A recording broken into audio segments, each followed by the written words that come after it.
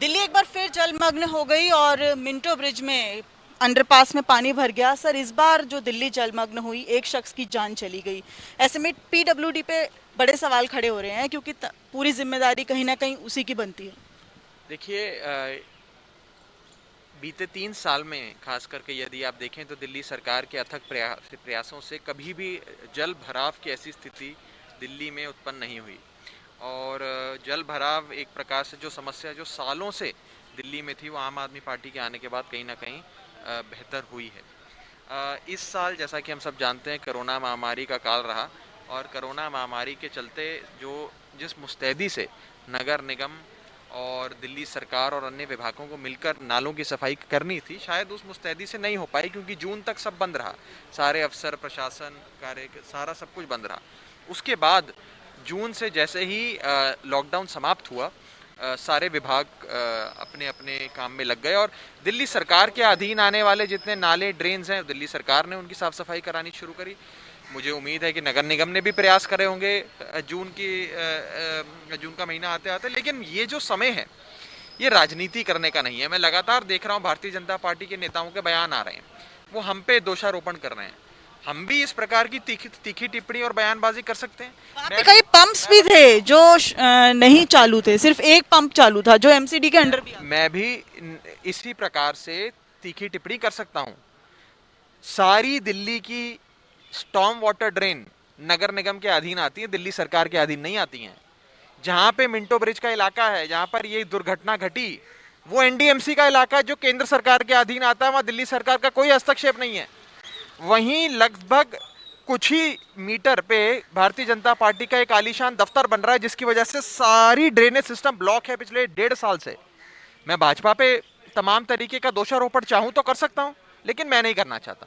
हम काम में विश्वास करने वाले लोग हैं, आम आदमी पार्टी वाले। हम साफ कह रहे हैं, कोरोना महामारी के चलते नगर निगम भी अपने विभाग ठीक से नहीं संभाल पाया, ड्रेन्स की सफाई नहीं कर पाया, और दिल्ली सरकार भी जिस मुस्तैदी से मार्च और अप्रैल के महीने में साफ सफाई करती थी, उसमें कहीं ना कहीं मुस्तैदी में थोड़ी सी गिरावट नजर आई, क्योंकि महामारी के दौर में सब कुछ बंद था। और चूक तो मानते हैं ना।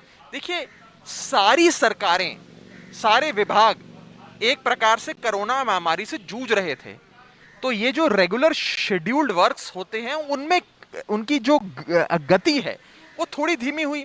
दिल्ली में 2 प्रकार के नाले हैं, दिल्ली सरकार के अधीन आने वाला नाला और नगर निगम के अधीन आने वाला। मैंने आपको बताया कि कैसे कैसे नाले सारे नगर निगम के। लेकिन मान लेते हैं भारतीय जनता पार्टी, नगर निगम भी कोरोना काल में नहीं कर पाया, अब तो साथ है ही, अब तो मिलकर काम करते हैं। यदि अब भी भारतीय जनता पार्टी के नेता केवल हम पे तीखी टिप्पणियां करते रहेंगे, अरविंद केजरीवाल जी को और आम आदमी पार्टी को भला बुरा बोलेंगे, तो क्या उससे कोई समाधान निकलेगा? कई बार पीडब्ल्यूडी के इंजीनियर्स का ये भी कहना था कि उस मिंटो ब्रिज अंडरपास की कंस्ट्रक्शन ऐसी है कि वहां पानी भरना तय है, तो जरूरी नहीं है कि इंफ्रास्ट्रक्चर कोई चेंज किया।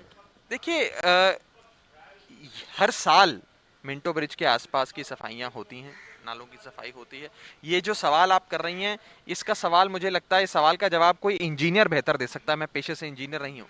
लेकिन एक चीज मैं आपको बताना चाहूंगा, जैसे ही सुबह ये एक दुर्घटना घटी और ये चीजें सामने आई, माननीय मुख्यमंत्री जी लगातार पूरी सिचुएशन को पर्सनली खुद मॉनिटर कर रहे हैं, एक एक गतिविधि पर नजर बनाए हुए हैं, खुद इंजीनियर से फोन पे बात करके मिनट मिनट की रिपोर्ट ले रहे हैं।